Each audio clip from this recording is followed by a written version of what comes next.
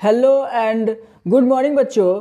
तो फिर से स्वागत है आप सबका हमारे अपने यूट्यूब चैनल एग्जाम गार्डियन में। तो बच्चा सब आप सबने थंबनेल देख लिया। आज की इस वीडियो में हम लोग डिस्कस करने वाले हैं सॉन्ग ऑफ माई सेल्फ को। क्या? Song of my self. काफ़ी दिनों से ऐसे आप लोग बोल रहे थे कि सर पोइट्री सेक्शन का वीडियो नहीं आ रहा है, तो देखो आज आप लोग को वीडियो ऐसे मिल रहा है। सॉन्ग ऑफ माई सेल्फ, इस तरीके से इसको वीडियो बनाने का मोटो बस इतना है कि जो सॉन्ग ऑफ माई सेल है या फिर पोइट्री सेक्शन का जितना भी होता है बच्चा, पोइट्री सेक्शन का जितना भी चैप्टर है उसमें से किसी ना किसी एक लाइन को उठा करके आपको बोल सकता है एक्सप्लेन कीजिए, ठीक है, एक्सप्लेन कीजिए। तो यही चीज के लिए मैं इस तरीके से बता रहा हूं ताकि मैं हर वो एक लाइन समझा दूं जिससे कि आपको एक्सप्लेन करने में बोर्ड एग्जाम्स में आपको ऐसे आसानी हो। ये जो सॉन्ग ऑफ माई सेल्फ है, ये इनके जो लेखक का नाम है आपका वॉल्ट विटमैन, ठीक है, वॉल्ट विटमैन। याद रखिएगा इनके लेखक का नाम है वॉल्ट विटमैन। थोड़े से पहले इनके बारे में समरी जान लेते हैं, फिर ऐसे हम लोग आगे बढ़ेंगे। तो इनके लेखक का नाम है बच्चा सा वॉल्ट विटमैन, ठीक है। ये जो बुक है, ये जो समरी जो लिखा हुआ है, इसमें लिखा हुआ है क्या वो तो आगे देखेंगे, ठीक। तो चलो दो चार लाइन हम लोग ऐसे जो ये हमारे ऑथर साहब है इसके बारे में जान लेते हैं, ठीक है। उसके बाद फिर आएंगे अपने जो लाइन बाय लाइन एक्सप्लेनेशन उसको ऐसे देखेंगे। देखो पहली बात कि जो वॉल्ट विटमैन है इनका जन्म हुआ 31 मई को। कितने को? 31 मई 1819 को, और मृत्यु हो गई है इनकी 26 मार्च को, ठीक है, 1892। देखो 1819 में ये जन्मे हैं और 1892 में इनकी ऐसे मृत्यु हो गई है, ठीक है, वॉल्ट विटमैन की।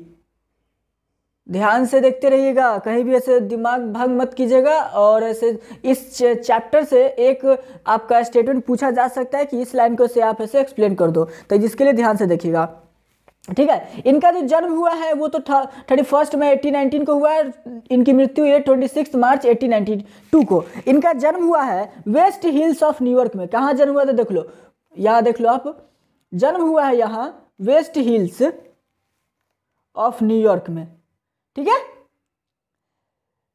यहां पर इनका जन्म हुआ है, बर्थ प्लेस, ये हो गया बर्थ प्लेस, ठीक है। और ये है इनका birth date and date of death. याद रखिएगा ये है आपका बर्थ डेट और डेट ऑफ डेथ, याद रखिएगा, ठीक है। तो ये सब चीज याद रखना है। नेक्स्ट हम लोग जो ध्यान देंगे वो क्या था कि जो आपके जो विटमैन साहब, इनके पेरेंट्स का नाम आप लोग ऐसे याद रख लेना। तो इनके पेरेंट्स का नाम था, देख सकते हैं मैं जो यहां लिख रहा हूं, लुइसा वैन वेल्सर विटमैन,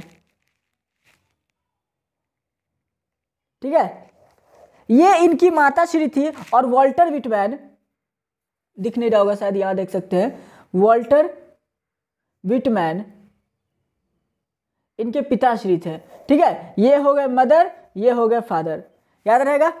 और पेशे से जो इनके फादर थे, ये आपके पेशे से मतलब जो कारपेंटर हुए थे, ठीक है, ये कारपेंटर थे, मतलब जानते हैं कारपेंटर का मतलब बढ़ई थे पेशे से, ठीक है। और जो विटमैन साहब थे, मतलब अपने 12 साल की एज तक इन्होंने बहुत सा काम किया।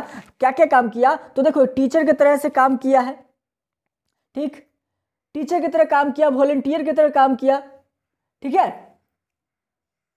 कारपेंटर की तरह काम किया। तो बहुत सा ऐसे काम ये करते हैं। और वॉलंटियर का मतलब पहले समझ लो, वॉलंटियर का मतलब होता है जो बिना किसी पैसे के किसी की मदद करते हैं, जो काम करते हैं उसको बोलते हैं हम लोग वॉलंटियर, ठीक है। यहां तक हो गया। अब जो मेन टॉपिक है इसमें, अगर इस चैप्टर को पढ़ने से पहले सबसे ज्यादा एक इंपॉर्टेंट बात होता है तो वो होता है leaves of grass. Leaves of grass के बारे में जान लो, पूरे में ये लिखा हुआ है लीव्स ऑफ ग्रास।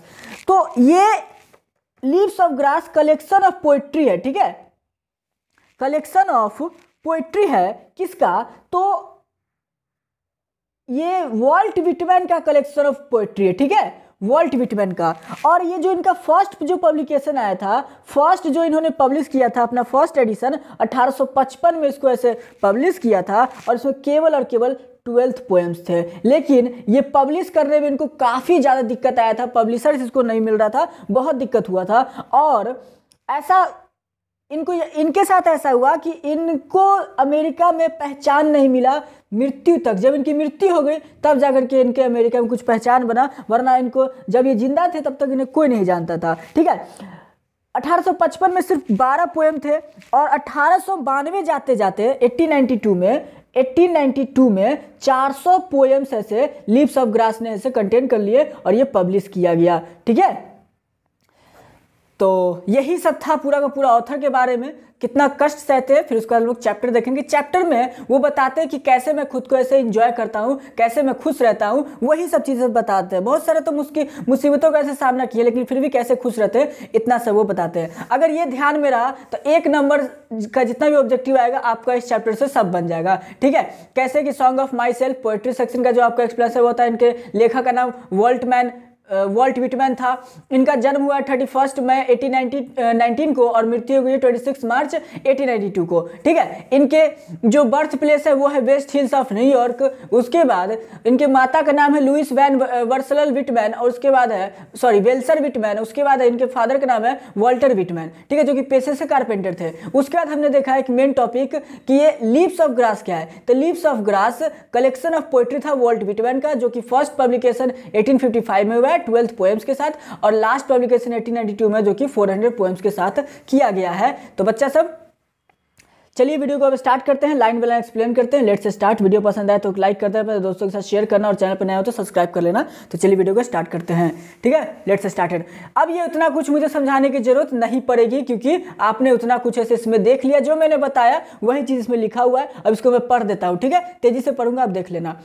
कहता है वॉल्ट विटमैन, देखो इसमें मंथ का नाम नहीं दिया लेकिन बस ईयर दिया था। देख लो, वॉल्ट विटमैन का जन्म 1819 में हुआ और 92 में इनकी डेथ हो गई। ये कैसे पोएट थे? पीपल्स पोएट थे, लोगों के पोएट थे, बहुत अच्छा पोएट्री लिखते थे। It's perhaps the most individualistic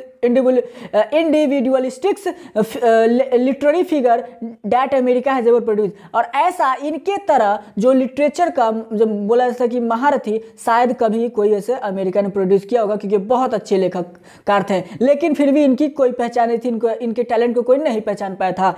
He began working as a carpenter before his 12th birthday। जब 12 साल के पहले से थे तो वो ऐसे कारपेंटर का काम करने लगे। He also worked as a printer, printer का भी काम करते थे वो। उसके बाद टीचर का भी काम किए, एडिटर का भी काम किए, वॉलंटियर का भी काम किए, nurse during the civil war, ये सब भी काम किया है। विटमैन्स, ये सब तो मैं थोड़ी देर पहले बता चुका हूँ। Whitman's poetry all of which is collected in Leaves of Grass. देखो जो था पहले लीव्स ऑफ ग्रास के पूरा बता दिया, ये लीव्स ऑफ ग्रास में इनका पूरा का पूरा ऐसे पोएट्री ऐसे कलेक्शन रहा है। Is known for its free rhymes and lack of rhyme. Whitman first published it at his own expense in 1855। देखो जो फर्स्ट पब्लिकेशन मिला, जो फर्स्ट पब्लिकेशन किया विटमैन ने खुद अपने पैसे से अपने खर्च उठा करके ऐसे पब्लिश किया था अपना 12 का 12 पोएम्स। ठीक है, उसके बाद बताता है however the free form of the poems and the joyful dedication to the important of the individual were not well received at the first. लेकिन जो इनका जो डेडिकेशन था और फ्री में जो इन्होंने पोएम्स को बांटा था, इनका पोएम्स का और इनका जो डेडिकेशन का वो सही फल इनको नहीं मिला। पहले बार में तो इन्होंने से सही फल इनको नहीं मिला। In fact his collection of poems cost Whitman his job. यहाँ तक कि जो इनका जो कलेक्शन ऑफ पोएम्स था वो विटमैन के जॉब तक भी आ पड़ा, मतलब जो पैसा था सब लग गया उसी में। As it was taken to be absence in 1881 after many edition leaves of grass finally found a publisher. 1881 के बाद जो आपका लीव्स ऑफ ग्रास है उसका कुछ बहुत सारा जो पब्लिकेशन आने लगा तो फाइनली लीव्स ऑफ ग्रास को यानी कि जो वॉल्ट विटमैन के जो पोएट्री थी कोई ना कोई उनको एक पब्लिशर मिलेगा जो कि इसको प्रिंट करने को तैयार हुआ। तो जब प्रिंट होगा तो उसको पैसा मिलेगा, but uncensored translation of this collection where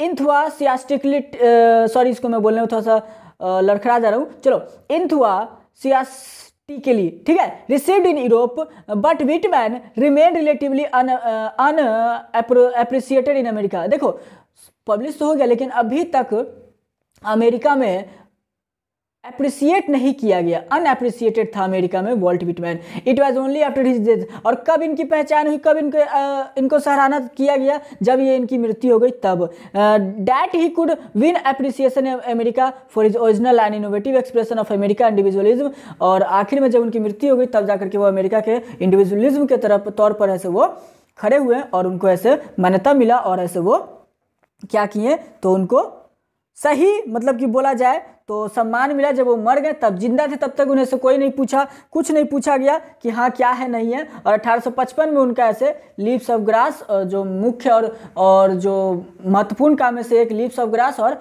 drum taps जो कि 1866 में आया है। ठीक है, तो यही था वॉल्ट व्हिटमैन के बारे में। तो अगर आपको समरी लिखने के बारे में या फिर शॉर्ट नोट्स लिखने को बोले कि वॉल्ट व्हिटमैन के बारे में लिख दो तो आप आसानी से लिख सकते हो। ठीक है, अब चलो आते हैं अपने टॉपिक पर जो कि है सॉन्ग ऑफ माई सेल्फ। क्या है?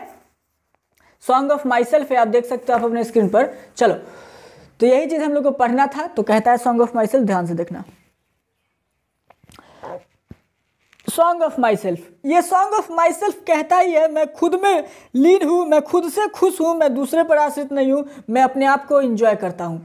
फर्स्ट लाइन, और लाइन बाय लाइन समझ लेना, एक्सप्लेनेशन आता है। अगर सॉन्ग ऑफ माई सेल्फ की बात की जाए तो यही फर्स्ट, सेकेंड, थर्ड और एक बस ये थर्ड पॉइंट आपको ऐसे एक्सप्लेन करने को आ सकता है कि ये 3 लाइन दे देगा, आपको बोला कि एक्सप्लेन द फॉलोइंग। तो बस अच्छे से इसको समझ लो, आगे नहीं भी समझोगे तो कोई दिक्कत नहीं है। चलो, कहता है I celebrate my self and Singh my self, मैं खुद को सेलिब्रेट करता हूँ, मैं खुद को गाता हूँ, मैं खुद को मतलब जश्न मनाता हूँ और मैं खुद को गाता हूँ क्योंकि मतलब किसी से कोई मतलब नहीं, मैं खुद में खुश हूँ। ठीक है, and what I assume you shall assume, और जो मैं एज्यूम करता हूँ, जो मैं मानता हूँ, जो मैं देखता हूँ वो तुम भी देखते होगे क्योंकि हम सब तो जुड़े हुए हैं, इंसान ही हैं।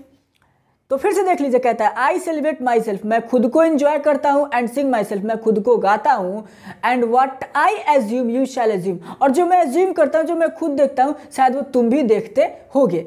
नेक्स्ट कहता है for every atom belonging to me as good belongs to you, क्यों ऐसा क्यों मैं कह रहा हूँ कि जो मैं देखता हूँ तुम भी देखते होगे, तो इसलिए मैं कह रहा हूँ कि जिस कण से, जिस पार्टिकल से, जिस मिट्टी से मैं बना हूँ उसी से तुम भी बने हो। जिस भगवान ने मुझे बनाया है, जिस गॉड ने मुझे बनाया है, उसी गॉड ने तुम्हें भी बनाया है। तो इसीलिए कहता है कि मैं खुद को सेलिब्रेट करता हूँ, मैं खुद को गाता हूँ, और जो मैं देखता हूँ शायद वो भी तुम भी देखते होगे।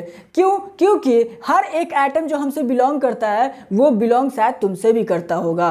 तो ये लाइन बहुत इंपॉर्टेंट होता है और ये पूछता है। तो आई होप सो कि आपको समझ में आ गया होगा। कोई डाउट है बच्चा सब? आगे बढ़े, चलो आगे बढ़ते हैं। आगे कहता है, आगे देखिएगा फिर ध्यान से।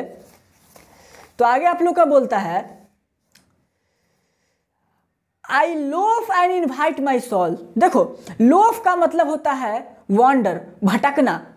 वो लोफ का मतलब होता है भटकना, वॉन्डर, वॉन्डर WANDER। ठीक है, भटकना होता है। लोफ का मतलब भटकना, एंड इनवाइट माई सोल, मैं इधर उधर भटकता हूं और अपने आत्मा को, अपने अंतरात्मा को इनवाइट करता हूं, आमंत्रित करता हूं। क्या? आगे देखते हैं। I lean and loaf at my ease observing a spear of summer grass. कहता है मैं रेस्ट कर रहा हूं, रेस्ट करने के बाद मैं इधर उधर भटकता हूं और देखता हूं कि ये स्पीयर होता है भाला का नोक, जिसको बोलते हैं ना भाला, या फिर नोक बोलते हैं, नोक, NOK, नोक, सॉरी नोक मतलब वो नुकीला। ठीक है, स्पीयर का मतलब भारा होता है। तो कहते हैं I lean and loaf at my ease observing a spear of summer grass, मैं रेस्ट करता हूँ, उसके बाद मैं फिर जब भटकता हूँ, इधर उधर भटकता हूँ तो मैं देखता हूँ, ऑब्जर्व करता हूँ स्पीयर ऑफ समर ग्रास। घास के देखो, घास जो होता है ऐसे खड़ा खड़ा जो रहेगा, घास जो रहेगा तो उसका जो टिप रहेगा, टिप वो आपका जो टिप रहता है वो आपका नुकीला रहता है, जिसको कि स्पीयर बोला गया है। मतलब कि मैं भटकता हूं और अपने आत्मा को इनवाइट करता हूं, फिर मैं ऐसे आराम करता हूं, फिर मैं भटकता हूं और ये देखता हूं कि जो समर ग्रास यानी कि गर्मी की जो घास है उसका जो ऊपरी चोटी है वो एकदम भाले की तरह नुकीला है। ठीक है, my tongue every atom of my blood formed from this soil this air born here of parents, born here from parents the same and their parents। कहता है अब देखो, मेरी जुबान, every atom of my blood, मेरी जुबान और हर एक जो ब्लड एटम, मेरे खून में जो हर एक जो एटम है, हर वो चीज़ इसी मिट्टी से है, यानी कि अमेरिका की मिट्टी से है। मैं अमेरिका की मिट्टी में जन्मा हूँ, वहाँ पला बड़ा हूँ, मेरी जो बोली है वो अमेरिकन है, माई टंग, मैं अमेरिकन बोलता हूँ, और मेरा जो हर एक ब्लड का जो भी कतरा कतरा वो सब अमेरिका से बिलोंग करता है क्योंकि मैं इसी मिट्टी में जन्मा हूँ। उसके बाद दिस एयर, इसी हवा में मैंने सांस लिया है। बॉर्न हेयर ऑफ पेरेंट्स, इसी जगह मेरे पेरेंट्स भी जन्म लिए हैं, फिर उनके पेरेंट्स के पेरेंट्स भी जन्म लिए हैं, फिर पेरेंट्स के भी पेरेंट्स जन्म लिए हैं, यानी कि सोच लो दादा के दादा के दादा के दादा, सब लोग यही जन्म लिए हैं। तो एक तरह से कनेक्शन बता रहा है, रिलेशन बता रहा है कि हम लोग एक दूसरे से आपस में जुड़े हुए हैं। तो वही यहाँ पर बता रहा है। ठीक है, तो ये कोई डाउट नहीं होगा। आगे कहता है I now 37 years old in perfect health begin. देखो अब कहता है कि अब मैं पूरे 37 साल का हो चुका हूं और मेरी जो हेल्थ है वो काफ़ी अच्छी है, एकदम परफेक्ट हेल्थ है, ठीक है। Hoping to cease not till the death, और मैं यह आशा करता हूँ, सीज मतलब ऐसे ही रहे, मैं आशा करता हूँ कि मेरी मृत्यु तक मेरी जो हेल्थ है वो खराब ना हो, मैं हंसते खेलते चलते फिरते मैं इस दुनिया से ऐसे रुखसत कर जाऊँ, ठीक है। तो यहाँ तक तो कोई दिक्कत हुआ नहीं होगा। देखो एक एक लाइन अगर समझ जाओगे तो बोर्ड एग्जाम्स में आप ऐसे लिख पाओगे, क्योंकि किसी भी लाइन को ऐसे आपको एक्सप्लेन करने को दे देगा, ठीक। आगे देखिए आगे क्या कहता है, क्रीड्स एंड स्कूल्स इन एबियंस। देखो मतलब क्रीड्स धार्मिक, मतलब धार्मिक जो है, धार्मिक जो मतलब होता है ना कि धर्म से जुड़े हुए, मैं चाहता हूं कि इसे छोड़ दूं, मैं धार्मिक चीजों को छोड़ करके जीना चाहता हूं, मैं धर्म से दूर रहना चाहता हूं, मैं उनसे एबियंस में तो दूर होकर के मैं रहना चाहता हूं, भुलाना चाहता हूं। लेकिन क्या होता है, क्रीड्स मतलब होता है धार्मिक, ठीक है। रिटायरिंग बैक अ वाइल्ड सुफिस्ट, सुफिस्ट का मतलब बी इनफ, बहुत सारा, लेकिन इतना सारा है ही धार्मिक चीज जो कि धर्म से जुड़ा हुआ है, मैं चाह के भी उसे नहीं भुला सकता। At what they are but never forgotten, कह रहा है कि जो धार्मिक चीज़ें हैं मैं उससे ऐसे दूर रह करके, मैं उसे भुला करके अपनी जीवनी जीना चाहता हूँ, मैं एकदम फ्री रहना चाहता हूँ, मैं धर्म के संकट में नहीं पड़ना चाहता। हिंदू मुस्लिम सिख से जो होता है ना कि हिंदू मुस्लिम लड़ रहे हैं, ऐसे ये सब लड़ रहे, तो वो मैं नहीं चाहता, मैं आराम से। अब ये देखो अमेरिकन है तो अपना धर्म के बारे में बोल रहा है, मैंने तो यहाँ का एग्जाम्पल दिया, तो ये चाहते हैं कि मैं ऐसे अपना जो मेरा जो है से रहन सहन है, मैं इन सब चीज़ों से दूर रहकर रहना चाहता हूँ। लेकिन जो धार्मिक चीज़ें इतना भास्ट है, इतना ज़्यादा है, इतना सुफिस्ड है कि मैं चाहकर भी इसे ऐसे भुला नहीं सकता हूँ। अब देखो आगे क्या कहता है, आई हार्बर फॉर गुड और बैड। हार्बर का मतलब होता है बिलीव, मैं यकीन करता हूँ, मैं अच्छे और बुरे दोनों में यकीन करता हूँ। I permit to speak at every hazard, hazard का मतलब बुरा, डेंजर, खतरनाक, मैं हर बुरी स्थिति में बोलना चाहता हूं, बोल सकता हूं। Nature without check with original energy, और नेचर मतलब कि मैं चाहता हूं, मेरे अंदर एक ऐसी एनर्जी आ जाती है, मतलब कि अगर नेचर से बात की जाए तो सही सीधा बोलता होगा तो देखना उसके अंदर एक जज्बा रहेगा, जुनून रहेगा, एक अलग एनर्जी रहेगी। तो ये कहता है कि मुझे अच्छे और बुरे दोनों में यकीन है, और मैं खुद को ये परमिट करता हूं, मैं चाहता हूं कि किसी भी बुरा चीज में मैं बोल सकूं, मैं बोलना चाहता हूं, और नेचर ये मेरा साथ देता है, और यही चीज मुझे ओरिजिनलिटी बनाता है और मुझे एनर्जी से भर देता है।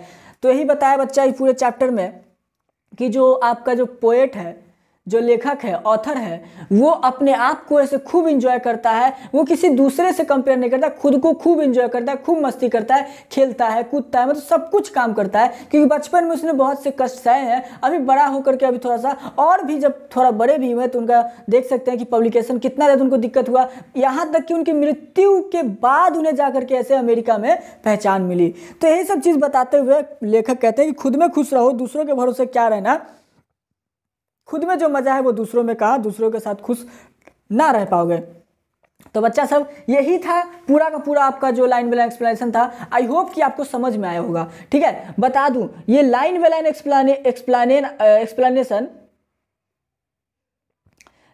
एक्सप्लेनेशन कभी भी पूछ सकता है, कोई भी एक लाइन उठा करके आपसे पूछ देगा, एक लाइन दे देगा और बोलेगा एक्सप्लेन करो, एक्सप्लेन इट, ठीक है। तो इसीलिए मैंने इतना ऐसे एक एक लाइन को तोड़ तोड़ करके समझाया कि आपका मार्क्स ना कटे। तो ध्यान से इसको ऐसे देख लेना, एक बार वीडियो नहीं समझ में तो दो बार ही देख लेना, लेकिन समझ में आएगा, ठीक है। और आई होप कि पसंद आया होगा, पसंद आया तो अपने दोस्तों के साथ शेयर कर देना ताकि वो लोग भी ऐसे आगे ऐसे पढ़ सकें और उनको कोई दिक्कत ना हो। तो बच्चा सब देखो आज का वीडियो जो था इसमें सॉन्ग ऑफ माई सेल्फ का हमने एक्सप्लेनेशन देखा। नेक्स्ट वीडियो में इसके पूरे के पूरे क्वेश्चन आंसर को ऐसे हम लोग कवर अप कर देंगे, तो उसके लिए आप ऐसे तैयार रहना, उसमें नो डाउट आपका ऐसे नेक्स्ट वीडियो आएगा तो पूरा का पूरा क्वेश्चन आंसर आप लोग का ऐसे कवर अप हो जाएगा, ठीक। करना क्या है, कुछ भी नहीं, यहाँ तक अगर वीडियो आ चुके हो तो बस लाइक करके जाना, कमेंट करना कि वीडियो कैसा लगा, समझाने में कोई दिक्कत तो नहीं, समझने में कोई आप लोगों को दिक्कत तो नहीं, अगर कोई प्रॉब्लम हो तो नीचे कमेंट कर देना। हमारा व्हाट्सअप नंबर भी है, हमारा टेलीग्राम भी है, हमारा व्हाट्सअप इंस्टाग्राम भी है, सब कुछ है, आप ऐसे हम वहाँ फॉलो कर लेना। इंस्टाग्राम पर खास करके फॉलो कर लेना ताकि ऐसे आप हमसे वहाँ कोई भी क्वेश्चन आसानी से पूछ सको, ठीक है। इंस्टाग्राम की आईडी पता ही है क्या, नीचे दी हुई है, आप देख सकते हैं, exam@guardian, ठीक है। यही चीज़ है आपका इंस्टाग्राम का आईडी, आप वहाँ पर हमें फॉलो कर लेना। और हाँ, बार बार बोल रहा हूँ कि कोई भी एक लाइन उठा करके दे सकता है कि इसको एक्सप्लेन कीजिए, इसको एक्सप्लेन कीजिए, तो आप सबसे निवेदन है कि एक्सप्लेनेशन एकदम पढ़ लेना, वरना आपका लॉस होगा। फिर ऐसे कोई आपका ऐसे कुछ नहीं कह सकता है। ये जो लाइन वाला एक्सप्लेनेशन कर रहे हैं जरूरी इसलिए करना पड़ रहा है कि ऐसे आपका कोई भी लाइन ना छूटे, बोर्ड एग्जाम्स में आप बना सको। ठीक है, तो चलिए मिलते हैं नेक्स्ट वीडियो में, इसके क्वेश्चन आंसर के साथ मिलेंगे। आई होप कि वीडियो पसंद आया तो लाइक करना, शेयर करना दोस्तों के साथ, और चैनल पर नया हो तो सब्सक्राइब कर देना। और हमारा आपका अपना बहुमूल्य समय हमारे वीडियो पर देने के लिए आपको बहुत बहुत धन्यवाद। फिर से मिलेंगे नेक्स्ट वीडियो में, तब तक के लिए स्टे होम, स्टे सेफ और पढ़ते रहें। फिर से बहुत बहुत धन्यवाद।